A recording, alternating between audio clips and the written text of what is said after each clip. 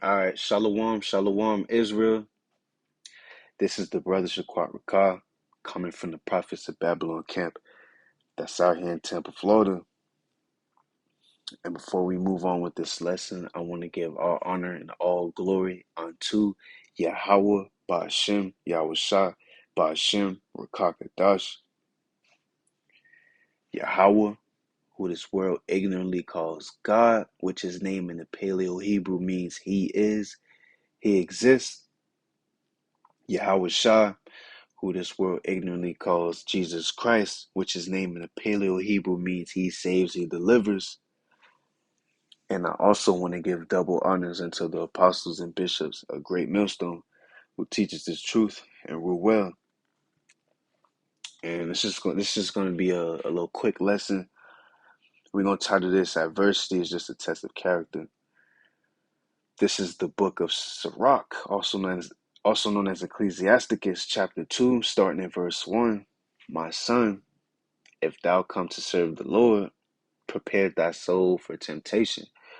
So, right, it's like a contract right here. This Lord basically telling you, if you come in and serve me, be prepared to catch hell, to go through it.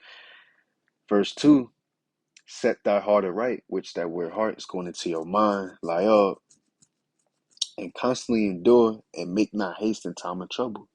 So, in this truth, you're going to catch hell. So, you got to continuously endure, because we're going to go through trials and tribulations. So, you have to continuously endure, because when you're constantly going through trials and tribulations, when the Lord is jacking you up, you catching hell, that means the Lord is dealing with you. He's testing your spirit to see if my servant is weak or strong. Verse 3, cleave unto him and depart not away, that thou mayest be increased at thy last end. So, no matter what situation you in, no matter how bad it may be, no matter how much hell you're going through, you don't lose faith. You stand firm. You gotta put it in your mind like, okay, I'm going through it. I'm catching hell, but I believe YAHAWASHI is gonna deliver me out of this.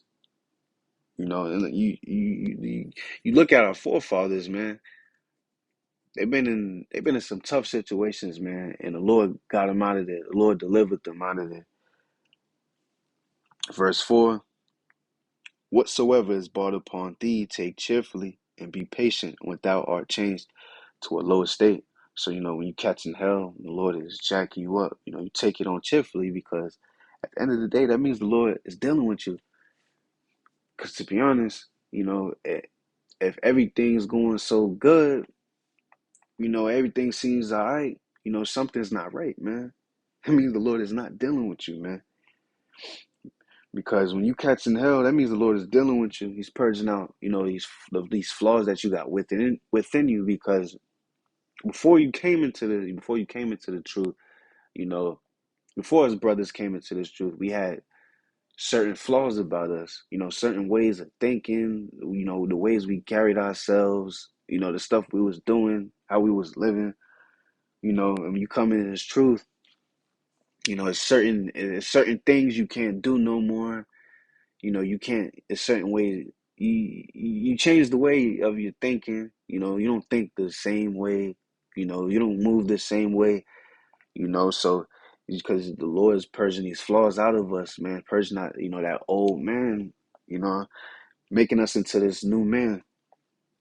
Let's grab book of Hebrews. It's the book of Hebrews, chapter 12 and verse 6. For whom the Lord loveth, he chasteneth and scourgeth every son whom he receiveth. Right? The Lord chasteneth who he loves, like a real father, would do to a child that he loves. In which that word chasteneth goes into correction. Your parents will whoop you, but your parents ain't whoop you for no reason. Your parents will whoop you like, don't do this again, man. Like, it's doing that though, better. Like, next time, okay, I'm not gonna do this, I'm not gonna do this next time. This might get me in trouble. I might get my ass beat for this, You know, when you getting corrected, you getting chastened, it builds character. It makes you a better person. You know, if a father doesn't chasten a child, that means he don't love him, man. You know, a real father, you know, he tells his son, you know, so probably whoop his son ass like, don't do this again. Like, don't do this. You know, correcting you, man. Don't ever do that again, man.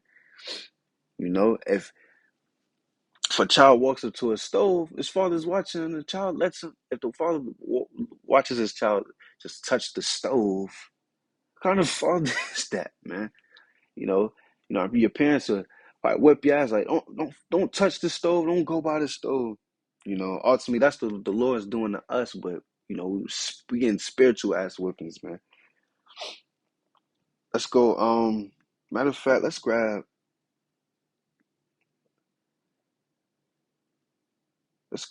book of Second Timothy. This is the book of Second Timothy, chapter 2 and verse 3, and it says, "Thou therefore endure hardness as a good soldier of Yahawashi Hamashiach." So, you know, in this truth, man, you gotta be able to go through anything, man. You gotta be willing to go through anything, go hard. Because if you look at a soldier when they go on the battlefield, man, you know, they're not thinking about family, they're not thinking about their kids, they're not thinking about their wife. You know, they out there, they worried about you, they worried about the main goal.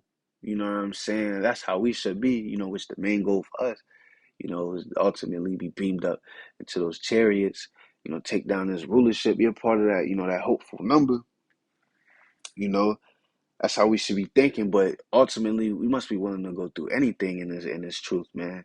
You know, even if we have to, you know, lose our life, man. We gotta ultimately, you know, be a good soldier, man, for Yahweh Shah Hamashiach.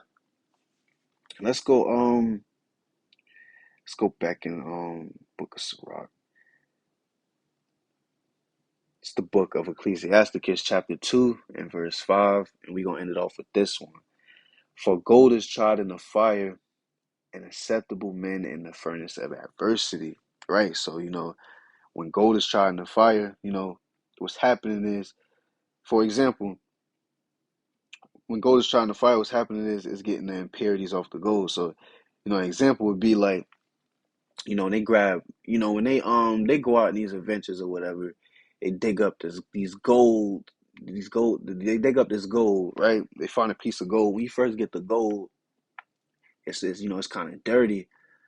You know, it's kind of dirty when you get it. So what they do is they get the gold and they purify it. And when you purifying the gold, you stripping off all the dirt and impurities off of it, man. You know, and when they strip off the dirt, you know, and purge it out, it makes the gold shine. And ultimately, that's what the Lord is doing with us, man.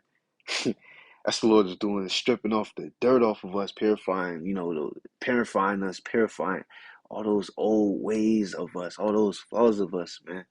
Yo, call Lo YAHAWASHI.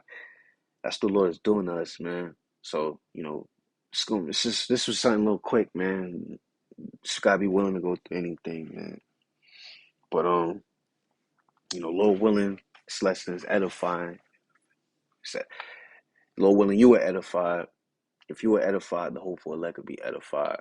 And before we close out, once again, I want to give all honor and glory unto Yahawah, BAHASHAM, Yahawashi, BAHASHAM, QADASH. And once again, I want to give double honors unto the apostles and bishops of Great Millstone who teaches this truth and rule well. And with that, I'm going to say, Shalom.